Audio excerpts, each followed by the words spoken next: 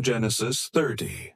When Rachel saw that she was not bearing Jacob any children, she became jealous of her sister. So she said to Jacob, "Give me children, or I'll die." Jacob became angry with her and said, "Am I in the place of God who has kept you from having children?" Then she said, "Here is Bilhah, my servant. Sleep with her so that she can bear children for me, and I too can build a family through her." So she gave him her servant Bilhah as a wife. Jacob slept with her, and she became pregnant and bore him a son. Then Rachel said, "God has vindicated me.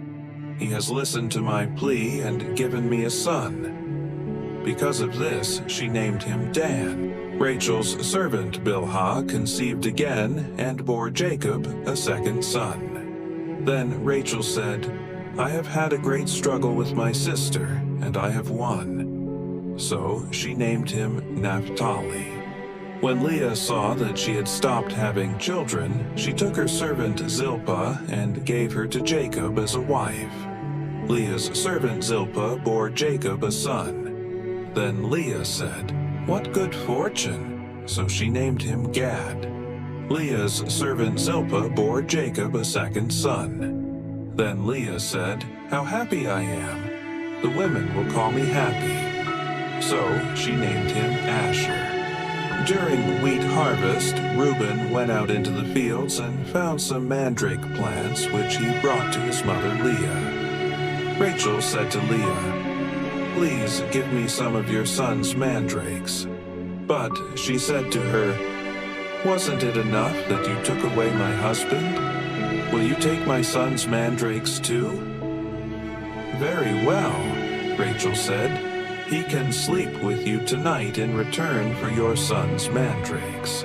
So when Jacob came in from the fields that evening, Leah went out to meet him. "You must sleep with me," she said.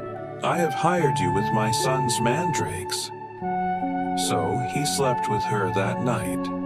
God listened to Leah, and she became pregnant and bore Jacob a fifth son. Then Leah said, "God has rewarded me for giving my servant to my husband." So she named him Issachar. Leah conceived again and bore Jacob a sixth son. Then Leah said, "God has presented me with a precious gift. This time my husband will treat me with honor, because I have borne him 6 sons." So she named him Zebulun. Sometime later she gave birth to a daughter and named her Dinah. Then God remembered Rachel. He listened to her and enabled her to conceive. She became pregnant and gave birth to a son and said, "God has taken away my disgrace." She named him Joseph and said, "May the Lord add to me another son." Jacob's flocks increase. After Rachel gave birth to Joseph, Jacob said to Laban, "Send me on my way so I can go back to my own homeland. Give me my wives and children for whom I have served you, and I will be on my way. You know how much work I've done for you." But Laban said to him, "If I have found favor in your eyes, please stay. I have learned by divination that the Lord has blessed me because of you." He added, "Name your wages, and I will pay them." Jacob said to him, "You know how I have worked for you and how your livestock has fared under my care. The little you had before I came has increased greatly, and the Lord has blessed you wherever I have been. But now, when may I do something for my own household?" "What shall I give you?" he asked. "Don't give me anything," Jacob replied. "But if you will do this one thing for me, I will go on tending your flocks and watching over them. Let me go through all your flocks today and remove from them every speckled or spotted sheep, every dark-colored lamb, and every spotted or speckled goat. They will be my wages, and my honesty will testify for me in the future, whenever you check on the wages you have paid me. Any goat in my possession that is not speckled or spotted, or any lamb that is not dark-colored, will be considered stolen." "Agreed," said Laban. "Let it be as you have said." That same day he removed all the male goats that were streaked or spotted, and all the speckled or spotted female goats, all that had white on them, and all the dark-colored lambs, and he placed them in the care of his sons.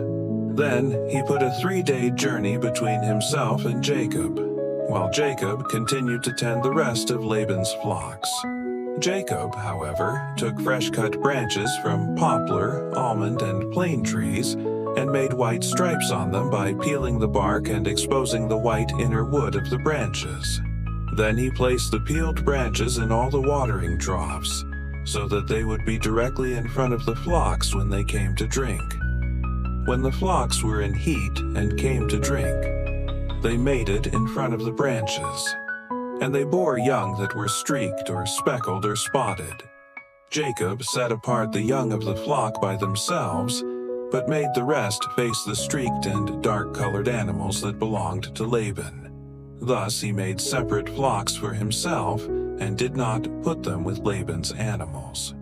Whenever the stronger females were in heat, Jacob would place the branches in the troughs in front of the animals so they would mate near the branches. But if the animals were weak, he would not place them there. So the weak animals went to Laban, and the strong ones to Jacob. In this way the man grew exceedingly prosperous and came to own large flocks, and female and male servants, and camels and donkeys.